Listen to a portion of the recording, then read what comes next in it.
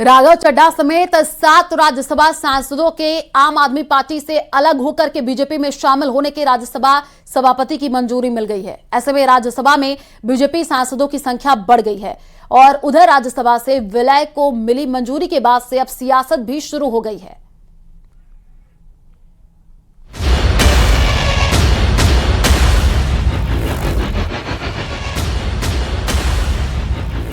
आम आदमी पार्टी के 7 बागी सांसदों को राज्यसभा सचिवालय से बीजेपी में विलय की मंजूरी मिल गई है। राज्यसभा सचिवालय ने इस संबंध में अधिसूचना जारी कर दी है। ऐसे में राज्यसभा में बीजेपी की संख्या बढ़कर 113 हो गई है। आपके बागी सांसदों के विलय को मिली मंजूरी पर आम आदमी पार्टी से सांसद संजय सिंह ने सवाल उठाए हैं। संजय सिंह का कहना है कि ये एक तरफा फैसला दिया गया।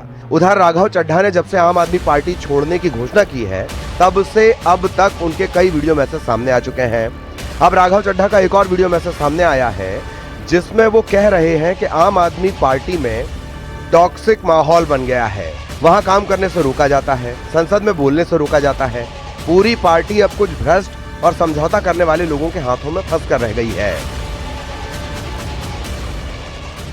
ऐसे मामले में जिसमें आपकी सोच ही आरएसएस के साथ जुड़ी हुई है और आप जाके वहां पे कहती हैं कि जब जब मैं आरएसएस के कार्यक्रम में आती हूं मेरा प्रमोशन हो जाता है, तो आप मुझे बताइए इस मामले की सुनवाई उनको क्यों करनी चाहिए? और अगर जबरन वो सुनवाई कर रही हैं तो ये गांधीवादी तरीका अरविंद केजरीवाल जी का बिल्कुल ठीक है अपनी जगह कि वो कह रहे हैं कि हम इनके सामने पेश ही नहीं होंगे, जो फैसला इनको करना होता है। पिछले कुछ सालों से मैं ये फील कर रहा था that perhaps I'm the right man but in the wrong party। और इसी के चलते मेरे सामने सिर्फ 3 ऑप्शंस थे। पहला ऑप्शन कि मैं पॉलिटिक्स ही छोड़ दूं, दूसरा ऑप्शन कि मैं इसी पार्टी में रहूं और चीजें ठीक करने की कोशिश करूं, जो कि हुआ नहीं, और तीसरा ऑप्शन कि मैं अपनी एनर्जी और एक्सपीरियंस लेकर पॉजिटिव पॉलिटिक्स करूं, एक और प्लेटफॉर्म के साथ, एक और पॉलिटिकल पार्टी के साथ जुड़कर सकारात्मक राजनीति करूं। उधर शराब घोटाला मामले में अरविंद केजरीवाल ने कहा है कि अब वो जस्टिस स्वर्ण कांता की कोर्ट में पेश नहीं होंगे। केजरीवाल ने पत्र में न्याय मिलने की उम्मीद टूटने की बात कहते हुए महात्मा गांधी के सत्याग्रह के रास्ते पर चलने का निर्णय लिया है। केजरीवाल के बयान पर बीजेपी ने पलटवार किया है। क्या इनके सामने मुझे न्याय मिलेगा? मेरे मन में यह प्रश्न क्यों आया? इसके कई कारण हैं, पर 2 कारण मुख्य हैं। पहला कारण ये कि आरएसएस की जिस विचारधारा वाली सरकार ने झूठे आरोप लगा के मुझे जेल डाला, जज साहिबा ने स्वयं माना है कि उस विचारधारा से जुड़े संगठन अखिल भारतीय अधिवक्ता परिषद के मंचों पे वे कई बार जाती रही हैं। प्रोपेगेंडा फैलाया जस्टिस स्वर्णकांता शर्मा के खिलाफ, और जब उनकी याचिका खारिज हो गई, जब जुडिशरी उनके सामने झुकी नहीं, तो अब कहते हैं कि मैं महात्मा गांधी जी के सत्याग्रह मॉडल पर काम करते हुए उनके सामने अपीयर नहीं होऊंगा क्योंकि मुझे जुडिशरी में फेथ नहीं है। पहले तो महात्मा गांधी जी का अपमान मत कीजिए। महात्मा गांधी तो शराब के खिलाफ थे, आपने शराब घोटाला किया। और दूसरा, महात्मा गांधी जी ने नॉन कोऑपरेशन और सिविल डिसोबीडियंस अंग्रेजों के खिलाफ किया। क्या भारत की जुडिशरी अंग्रेज लग रही है आपको? मतलब कि ये संविधान और बाबा साहब आम्बेडकर जी का भी अपमान है। और यही अरविंद केजरीवाल और इंडिया अलायंस की पहचान है। जब कोई संवैधानिक संस्था उनके हिसाब से काम ना करे या उन्हें एक ऐसा वर्डिक्ट दे जो उनके खिलाफ हो, चुनाव हो या जुडिशरी हो, तो वो उसका अपमान करते हैं, उसके ऊपर सवाल चिन्ह खड़े करते हैं। एक तरफ आम आदमी पार्टी में हुई टूट से केजरीवाल बैकफुट पर हैं, तो दूसरी तरफ शराब घोटाला मामले में भी केजरीवाल की मुश्किलें बढ़ती हुई नजर आ रही हैं। Bureau report, news 18। PM Modi 2 दिवसीय दौरे पर 28 अप्रैल को काशी आएंगे। पीएम 20.5 घंटे काशी में रहेंगे। इसके बाद अगले दिन 29 अप्रैल को काशी विश्वनाथ मंदिर में दर्शन पूजन करेंगे। पीएम मोदी काशी में करीब 50,000 महिलाओं वाले महिला सम्मान कार्यक्रम को संबोधित करेंगे। पीएम मोदी के काशी आगमन से पहले काशी में उत्साह देखने को मिल रहा है। ये रिपोर्ट देखिए।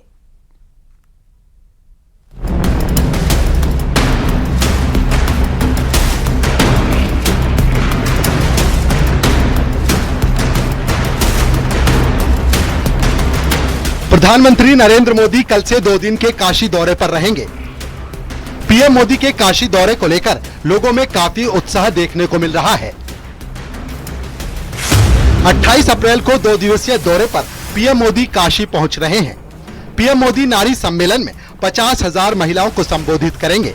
इसके साथ ही 6,300 करोड़ की 160 परियोजनाओं का लोकार्पण और शिलान्यास भी करेंगे। पीएम मोदी 2 नई अमृत भारत ट्रेन को हरी झंडी दिखाएंगे। वाराणसी से पुणे और अयोध्या के बीच अमृत भारत ट्रेन चलेगी। 29 अप्रैल को 14 किलोमीटर के मिनी रोड शो के जरिए काशी वासियों से पीएम मोदी रूबरू होंगे। परेका के मंच पर पीएम मोदी के साथ राज्यपाल आनंदीबेन पटेल, मुख्यमंत्री योगी आदित्यनाथ, बीजेपी के राष्ट्रीय अध्यक्ष नितिन नवीन और प्रदेश अध्यक्ष पंकज चौधरी रहेंगे। 8 विधानसभाओं से करीब 50,000 महिलाओं को बुलाया गया है। इनमें आंगनबाड़ी कार्यकर्ता, आशा, एएनएम, महिला सफाई कर्मचारियों के अलावा सभी बीजेपी पार्षदों को हर वार्ड से 100 महिलाओं को लाने की जिम्मेदारी दी गई है। पीएम मोदी करीब 20 घंटे काशी में रहेंगे। काशी के बरेका में पीएम मोदी शाम करीब 5 बजे महिला सम्मेलन को संबोधित करेंगे। इसके बाद शाम 7 बजे काशी के बुद्धिजीवियों और महिलाओं से मुलाकात करेंगे। रात्रि विश्राम के बाद अगले दिन 29 अप्रैल की सुबह 8:30 बजे श्री काशी विश्वनाथ मंदिर जाएंगे। इस दौरान जगह जगह काशीवासी उनका स्वागत करेंगे। दिन में 10 बजे पीएम मोदी बाबतपुर से हरदोई रवाना हो जाएंगे। पीएम मोदी के काशी आगमन से पहले काशी में उत्साह देखने को मिल रहा है। स्कूली छात्राओं ने मानव श्रृंखला बनाई। Bureau report, news 18, UP Uttarakhand.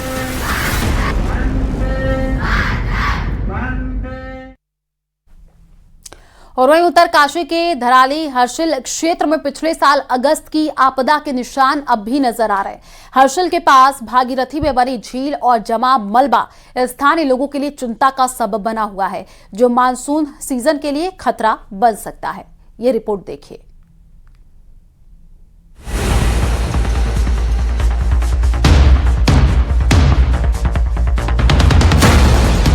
पिछले साल 5 अगस्त की ये खौफनाक तस्वीरें हैं, जब उत्तरकाशी के धराली में अचानक बाढ़ आने से गांव, होटल, बाजार सब कुछ बुरी तरह तबाह हो गए थे। कई लोग मारे गए, बड़ी संख्या में लोग लापता हो गए। बाढ़ में मलबा, पत्थर और पानी इतनी तेजी से आया कि पूरा इलाका कुछ ही समय में डूब गया। धराली की ये घटना एक भयानक प्रकृति का आपदा थी, जिसने पूरे इलाके को तबाह कर दिया और हिमालयी क्षेत्रों में बढ़ते खतरे की गंभीर चेतावनी भी दी। अभी गर्मी का मौसम है, लेकिन अब से 2 महीने बाद मानसून सीजन आ जाएगा। लेकिन हर्षिल घाटी के धराली में खतरा अभी टला नहीं है। धराली हर्षिल क्षेत्र में पिछले साल अगस्त की आपदा के निशान अब भी नजर आ रहे हैं। हिमालय की गोद में बसे हर्षिल घाटी का ये शांत इलाका अब भी खतरे की जद में है। आपदा के बाद भागीरथी नदी में भारी मात्रा में मलबा जमा हो गया, जिसने नदी के प्रवाह को आंशिक रूप से रोककर एक अस्थायी झील का रूप ले लिया। क्योंकि बारिश में अगर ये मलबा बहता तो हर्षिल के लिए बड़ा खतरा हो सकता है। हर्षिल में हम हैं और हर्षिल में 2025 में जब आपदा आई थी तो किस तरह से नुकसान पहुंचा था, और वो जो नुकसान है आज भी देखा जा सकता है ग्राउंड जीरो पे। और उस नुकसान से खतरा बरसात के सीजन में लगातार बना हुआ है। आप देख सकते हो कि किस तरह से चैनलाइज करके नदी का रास्ता बनाया गया है। पर जो खतरा है तेलगाड़ से है। ये पिछली बार अपने साथ सैलाब बहा के लाया, तो अभी भी सैलाब अटका पड़ा हुआ है। अगर बरसात में ये मलबा यहाँ पे आता तो ये हिट करेगा इसको, और इसको हिट करते ही ये ब्लॉक हो जाएगा। और यहाँ से जब रास्ता आगे बढ़ेगा नदी का, और जब गंगा नदी विकराल होगी तो आप देख सकते हो कि हर्षिल पे किस तरह का खतरा मंडराया हुआ है। यदि बरसात सर पे हो जाएगी और ये पूरा मटेरियल जो है जो हट जाना चाहिए था वो हटा नहीं है, सुरक्षा दीवारों के काम नहीं हुए हैं, तो हर्षिल पे पूरी तरह से खतरा है। हर्षिल के साथ जो निचले क्षेत्र है वो भी पूरी तरह से खतरे की जद में है। ग्रामीणों के मुताबिक वक्त रहते जरूरी सुरक्षा कदम उठाना बेहद जरूरी है, ताकि आने वाले मॉनसून सीजन में जोखिम न बढ़े, क्योंकि निचले इलाके बेहद संवेदनशील हैं। हमारे सैनिकों ने भी इसमें आपदा में जान गंवाई थी। देखने में आया कि तेलगाड़ के पास जो मलबा है वो इतना गंभीर स्थिति वहाँ पे हो रखी है कि अब जैसे बर्फ पिघलने वाली है तो ये मलबा जो इधर उधर क्षेत्रों में फैलेगा और दोबारा पिछले वर्ष की तरह स्थिति हो जाएगी। देख रहे नदी बिल्कुल सड़क पे आ गई है, उसमें जो चैनल है जो कुछ बिल्कुल ही मतलब क्या हो रहा है वहाँ क्या नहीं हो रहा है, ये हमारी समझ से बाहर है कि वहाँ क्या किया जा रहा है।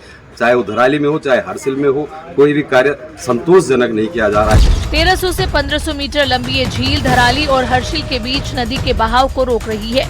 धराली की त्रासदी सिर्फ एक घटना नहीं बल्कि एक चेतावनी है कि हिमालयी क्षेत्रों में बदलता मौसम और बढ़ती आपदाएं अब लगातार खतरे का संकेत दे रही हैं। उत्तरकाशी से बलबीर परमार की रिपोर्ट, न्यूज़ 18 यूपी उत्तराखंड।